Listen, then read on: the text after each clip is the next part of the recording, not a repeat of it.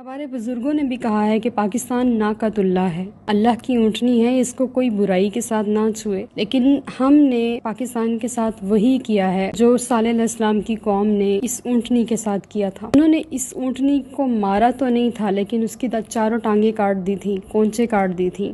ہم نے بھی پاکستان کو ختم تو نہیں کیا، لیکن ہم نے اس کے چاروں کارنر ضرور توڑ دیے ہیں، کاٹ دیے ہیں۔ ہم نے اسے بہت زیادہ کمزور کر دیا۔ اس میں ہم سب کا مل کے قصور ہے۔ ہم کسی حکمران کو، کسی ادارے کو تنقید کا نشانہ نہیں بنا سکتے، جبکہ ہمارے اپنے ہاتھ اس سب میں ملوث ہیں۔